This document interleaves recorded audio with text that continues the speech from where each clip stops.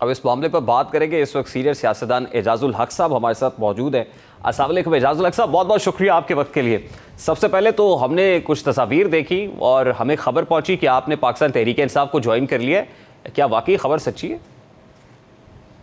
बिल्कुल, अब उनके साथ मिलकर इलेक्शन लड़ेंगे और ज्वाइन इन द सेंस कि हमारी अपनी पार्टी भी उसको हमने मर्ज नहीं किया, लेकिन तहरीक इंसाफ के साथ शामिल इस तरह है कि उनके साथ मिलकर हम इलेक्शन लड़ेंगे। यानी आपने परवेज इलाही साहब वाला ज्वाइन नहीं किया बल्कि सीट एडजस्टमेंट की है? नहीं, परवेज इलाही साहब के पास तो अपनी जमात नहीं थी ना उस वक्त। उनकी जमात जो है वो हाईजैक हो गई थी। हमारी जमात अभी मौजूद है। चलें, it's a news for me कि पाकिस्तान मुस्लिम लीग यानी मुस्लिम लीग ज़िया के सरबराह एजाजुल हक साहब ने मुस्लिम लीग ज़िया का जो अलाइंस है वो पाकिस्तान तहरीक इंसाफ के साथ हुआ है और ये a kind of seat adjustment होगी और इस अरेंजमेंट के तहत आप अगला इलेक्शन लड़ेंगे। अच्छा एजाजुल हक साहब, ये फरमाइएगा कि इस वक्त इमरान खान साहब जो बयानिया बना रहे हैं, ख़ास तौर पे काफ़ी नैरो डाउन करते करते करते उनकी कत्ल कहानी के अंदर खासे मोड़ आए हैं। अब उन्होंने कहा कि वो पंजाब पुलिस के 4-5 लोग हैं, तो जुडिशल कमीशन आज बना दिया गया पंजाब हुकूमत की तरफ से। आप समझते हैं कि खुशाइंद है? देखिए, बिल्कुल इसकी तह तक पहुंचना चाहिए। उनकी हिफाजत जो है वो हुकूमत की जिम्मेदारी है। इतना एक्सपोजर उनका जिस तरीके से हो रहा था और जिस तरीके से ये शेलिंग और महाजराई यानी पुलिस और रेंजर्स और सारा कुछ भी हो सकता है। देखें, इन मामलात के अंदर ज़रूरी नहीं है कि जो इमरान खान कह रहे हो वो सच है। ये अचानक भी ऐसी चीज़ें हो सकती हैं, जब ना दानिस्ता तौर पे भी हो सकती हैं ऐसी चीज़ें कि कहीं से भी एक शरारती आदमी अनासर अंदर आके के गोली चला दे, तो लाज़मी बात है कि फिर बैक फायर भी होता है। हम लोग कई मरतबा इससे गुजरे हैं इस तरह कि अगर सामने से फायर आए तो लाज़मी बात है आपके गार्ड्स होते हैं, आपके साथी होते हैं जिनके पास लाइसेंसी असला होता है, तो वो भी फिर ये करते हैं। तो इस माहौल को बेहतर करने की ज़रूरत है। ये खदशात जो है नहीं, लेकिन एजाजुल साहब ये कहानी इमरान खान साहब रोज़ बैठकर तश्कील देते हैं। मतलब रोज़ इस कहानी के अंदर हमें नित नए किरदार देखने को मिलते हैं। वो 4 लोगों से शुरू हुई, उसके बाद पता चला कि नहीं इस पे वज़ीर दाखिला है, वज़ीर आज़म शामिल हैं, उसके बाद आसिफ अली जरदारी शामिल हो गए, फिर उसमें नवाज शरीफ का नाम आया, फिर मोहसिन नकवी का आया, अब ये पंजाब पुलिस के 5 लोगों तक आके कन्फाइंड हो गई है। तो ये रोज़ जो नई कहानी बनाई जाती है, ये इमरान खान साहब खुद इसका स्क्रिप्ट लिख रहे होते हैं? नहीं, स्क्रिप्ट तो नहीं होता, इन्फॉर्मेशन होती है। देखें, लाजिम बात है कि वज़ीर आज़म रह चुके हैं 3 साल तक, 3.5-4 साल तक वो पाकिस्तान के वज़ीर आज़म रहे हैं। उनके लोगों के साथ राब्ते हैं। अंदर से ही लोग आके इन्फॉर्मेशन देते हैं, चाहे सच्ची हो या झूठी हो। उन तक तो जो बात पहुंचनी है उन्होंने उन्हीं खदशात को जो है वो जाहिर करना है।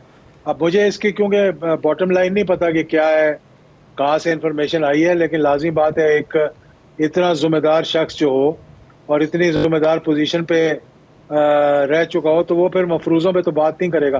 होगी तो वो बात लंदन प्लान का पता है?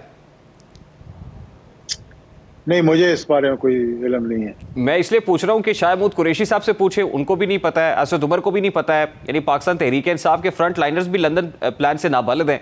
इमरान खान साहब अपनी तकरीर के अंदर लंदन प्लान का जिक्र करते हैं, तो ये प्लान भी इमरान खान तक महदूद है, वही जानते हैं सर? जी, अगर मुझसे शेयर करेंगे तो मैं ज़रूर आपको बता दूंगा, लेकिन अभी तक मुझे इसके बारे में कोई इल्म नहीं। अब ये जो बयानिया इमरान खान साहब की तरफ से बिल्ड किया गया है और जिस तरह से वो पेशकदमी कर रहे हैं, आपको लगता है कि मामला पॉइंट ऑफ नो रिटर्न पे आया हुआ है या अभी भी वापसी का रास्ता है?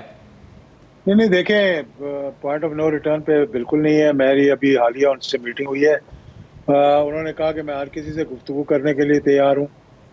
उन्होंने कहा कि हम किसी ऐसी APC में भी जाने के लिए, जो उनके अपने लोगों ने भी कह दिया कि हम APC में भी बैठने के लिए तैयार हैं।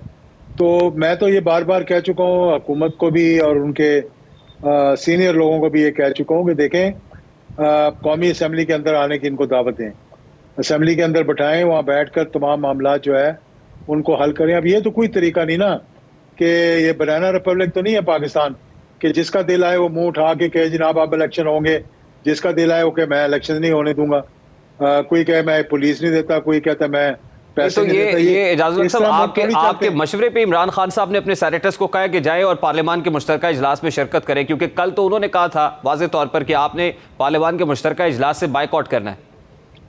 मैं तो कह रहा हूँ कि तमाम असम्बली के अरकान जिनको डीनोटिफाई कर दिया है लाहौर हाई कोर्ट ने, पेशावर हाई कोर्ट ने, उन सबको बुलाकर वहां पर बिठाएं। नहीं, आज तो एक आजम अच्छा नज़ीर माहौल तारड़ पैदा साहब ने, वफाकी वजीर कानून ने ग्रैंड पॉलिटिकल डायलॉग की बात की है। उन्होंने कहा कि बैठकर बातचीत होनी चाहिए। तो क्या इमरान खान इसके लिए आमादा है?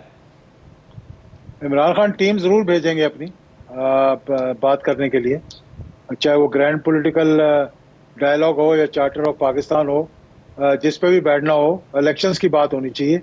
और जो एपीसी में पाकिस्तान तो वो को टीम भेजने को तैयार नहीं थे, इस ग्रैंड डायलॉग में भेज ये देंगे। उन्होंने कहा, मैं एपीसी में जो बार एसोसिएशंस ने कहा था हम एपीसी बुलाएंगे, उन्होंने कहा था कि हम अपनी टीम को भेजेंगे। नहीं नहीं, एक एपीसी जिसका ऐलान हुकूमत भी उनके बुला रही थी ना जी, हुकूमत की पेशावर APC के में जाने अटैक का के तो बाद। फायदा कोई नहीं ना। तो ये हुकूमत ग्रैंड की पॉलिटिकल APC डायलॉग तो बार काउंसिल से नहीं होगा ना एजाजुल हक साहब, ये तो पॉलिटिकल स्टेक होल्डर्स के साथ होगा, इसमें तो हुकूमत के लोग बैठेंगे। तमाम स्टेक होल्डर्स को बुला रहे थे ना, लेकिन हुकूमत सीरियस है ही नहीं।